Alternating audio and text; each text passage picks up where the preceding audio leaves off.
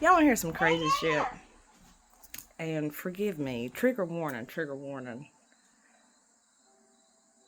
I guess I'm just on one. This is like, what, suicide prevention mode? Hold on a second. I just really want to let you guys know me too. Okay? Don't don't let this pretty face, this pretty smile, and this twitching eye fool you, because I have also felt those same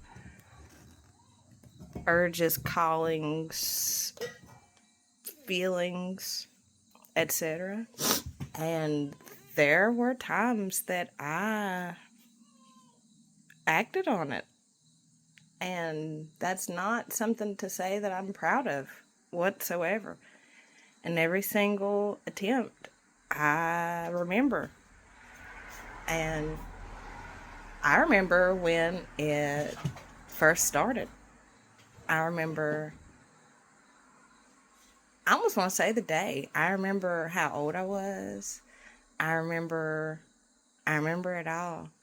And I feel this urge to like say it, but like I'm scared. But like I was 13, bro, and I had just told on my dad for abusing me in a sexual way. And I felt so void. I was so empty. I was so confused. I couldn't reach out to my mom. I didn't know how. I didn't know. And she didn't make it easy either. Like, she had her own shit, and we didn't have a close relationship as is. So it just made things more rifted. And it started with me stealing cough and cold medicine from the dollar store. And then it started with me scratching with pencil sharpener pieces. And it morphed into hyper sexuality, and it festered into self-loathing, and it made me hate myself and hate God and hate this world and hate people and hate everything. And I never really realized how hate-filled I was. But I didn't really tell nobody, and I couldn't really tell nobody because, what's done in the house stays in this house, girl. You know that. Black households, you can't tell the trauma that's going on in that, no matter what. Even in your old age, even on your deathbed, you can never tell. But I'm not going to do that. I'm going to tell on these bitches. And I know they did their best, but their best failed me. Low key, high key. Their best broke me and fractured me. Fragmented me in a lot of different ways. The biggest attempt that I made, I want to say, was one of the times I exited a moving vehicle while going at least 55 on a highway. And mind you, we had just fought in the car while it was moving, punches and kicks and shit talking. And I remember I unbuckled my seatbelt and I said, I can't do this no more. And I knew I had the girls waiting on me, and I knew, but at that point I felt like I couldn't get back to them. I felt like there was no getting back to them. And I unbuckled my seatbelt. This was after I got punched so hard in the face I saw stars. I unbuckled my seatbelt and I unlocked the door. And I just leaned out.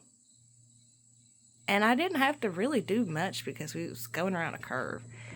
And I don't really remember what all happened, but I remember coming to on the side of the road and dazed and confused, obviously, you know. And I remember there was this red truck that was like speeding up on me crazy, right? And the lady and her husband jumped out. We just saw what happened. Get in the car. I lived. I hit the guardrail and I rolled a lot. Well, I rolled a lot and hit the guardrail. And I think I still have rocks in my head from that. And 1 second. And I got in their vehicle and they was like, we saw all that happen, where are you going to? And I told them where I was going to, but I was going right back to that place with that guy. I was going right back to hell. I was going right back to hell, And I went right back to hell after I had just done that, And I remember when I got back, he ain't say nothing to me. Ain't nobody say nothing to me at all. What happened? How'd you get back? That's about it. And hold on a second. And hi, baby. Give me 1 second, okay? She's like, Mommy. Anyways, but it was just the craziest, most surreal thing because it was like nothing had happened and he didn't give a fuck, And I was just so numb and so dumb. I felt so defeated. But really, it wasn't a defeat because I wasn't successful. It was a defeat because I felt stuck in hell.